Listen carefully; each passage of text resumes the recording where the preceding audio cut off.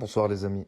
Je vais vous prouver par cette vidéo que le protestantisme est la source, la plus grande source de très loin, de destruction de la religion catholique.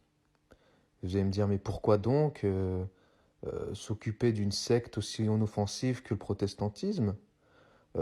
Ces protestants sont de fervents chrétiens et très ardents, avec un zèle incroyable vis-à-vis de Jésus. Ils sont d'ailleurs de fervents lecteurs de la Bible. On les voit constamment. On les voit bien plus que les catholiques sur les places publiques, en train de prêcher l'Évangile, en train de chanter pour Dieu, etc. Hein? Et d'ailleurs, notre ennemi est peut-être notre ennemi le plus direct, et c'est peut-être même la franc-maçonnerie, ou le talmudisme, ou la laïcité, ou l'islam.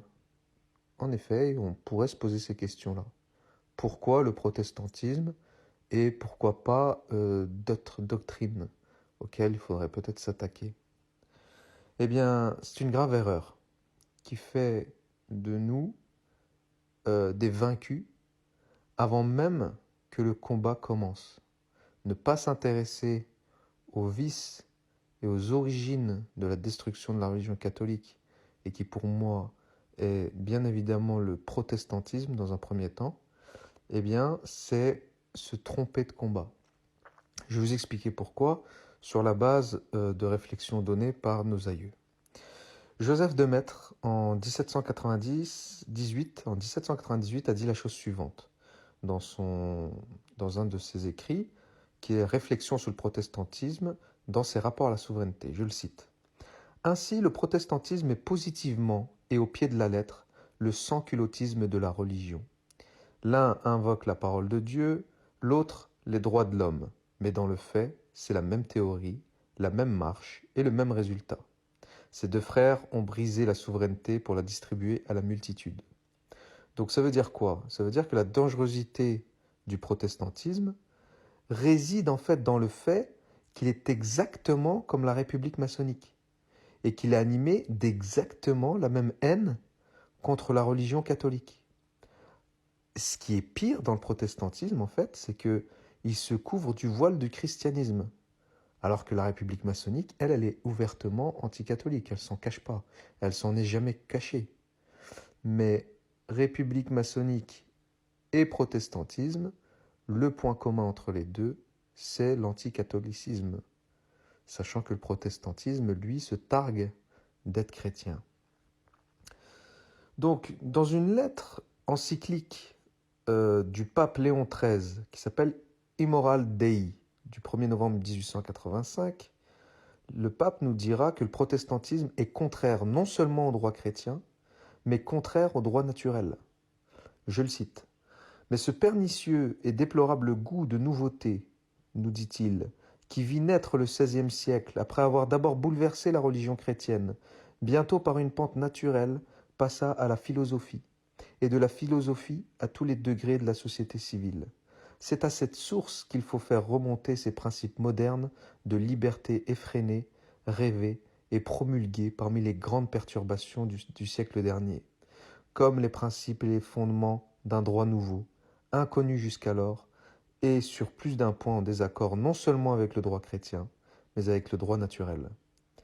Donc ça veut dire que, clairement, la source du libéralisme, la source même de la philosophie des Lumières qui a tenté finalement de dissiper et de créer un divorce entre la foi et la raison pour faire d'un homme un homme Dieu, eh bien, cette soupape de décompression, c'est le protestantisme.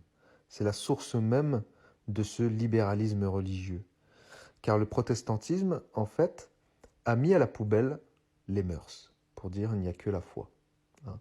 Donc les vertus, les mœurs, la grandeur d'âme, les œuvres, tout ça va à la poubelle. Hein. Aimez Jésus, Jésus vous sauve, on est tous bons, on est tous bien, on est tous des Jésus finalement, on est tous sauvés, et puis on est tous des sauveurs, soyons tous comme Jésus. Hein, vous voyez? C'est un petit peu ça le vice et le travestissement qu'a donné le protestantisme. L'évangile du protestantisme n'est qu'une apparence. Et ça, moi je l'ai vu très rapidement en devenant chrétien. J'ai très vite compris que le protestantisme était faux, de par son manque du sacré et son manque de sérieux.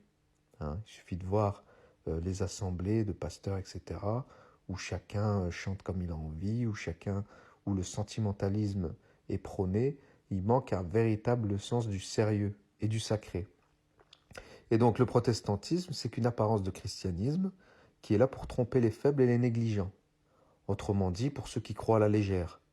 Derrière la façade chrétienne, c'est littéralement l'esprit de Satan qui se cache sournoisement derrière le protestantisme. Parce que le protestantisme, c'est une perversion du christianisme. Je vais citer un autre texte. Dans sa lettre encyclique Edita Saepe du 26 mai 1910 sur Saint Charles Borromée, je cite le pape, « Puis imitant ces impies à qui est adressée la menace, malheur à vous qui appelez mal le bien et bien le mal. Ils ont appelé de réforme ces révoltes séditieuses et cette perversion de la foi et des mœurs, se donnant à eux-mêmes le titre de réformateurs. Mais en réalité, ce furent des corrupteurs. » Et oui, le protestantisme n'a pas réformé le christianisme. La réforme se fait au sein de l'Église, elle s'est toujours réformée d'elle-même, l'Église. Le protestantisme a corrompu le christianisme, a singé le christianisme. C'est exactement une perversion du christianisme. Et donc, on nous le dit encore plus loin d'ailleurs, c'est sous le nom de liberté évangélique qu'est proclamée cette corruption provenant des vices et cette perversion de la discipline à laquelle n'avait peut-être pas atteint le Moyen-Âge.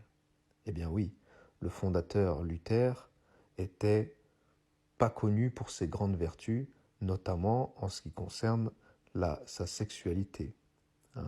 Le fondateur du protestantisme, ce monsieur Luther, n'est rien d'autre qu'un désespéré qui n'arrivait pas à tenir sa braguette.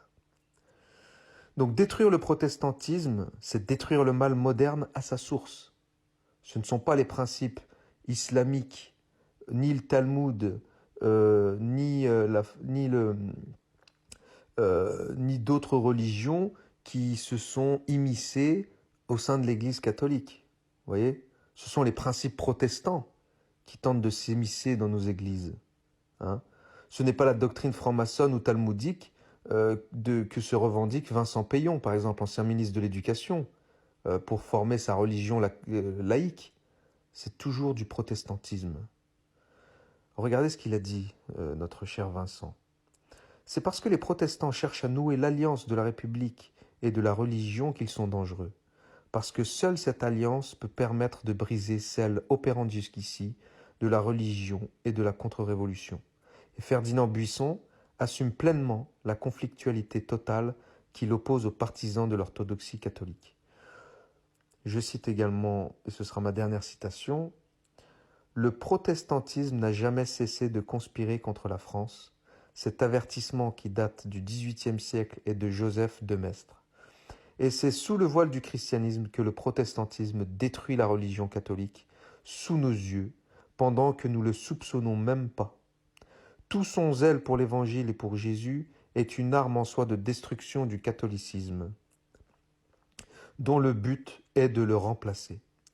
Autant dire que le catholicisme meurt dans l'exacte mesure de progrès du protestantisme. C'est donc la ruine de la religion catholique qu'un catholique célèbre lorsqu'il se réjouit du zèle des protestants, ou qu'un musulman s'est converti au protestantisme, comme si par là il s'était rapproché du christianisme, quand celui-ci est tombé dans ce qu'il y a en fait de pire. Donc ne nous réjouissons pas que le protestantisme évolue. Au contraire, ça crée des croyants qui croient à la légère et qui prennent Jésus, notre Seigneur, pour un bisounours. En enlevant les œuvres de la foi, eh bien, il ne faut pas s'attendre à ce que cela génère de grands hommes et de grandes vertus. Voilà mes chers amis, à très bientôt.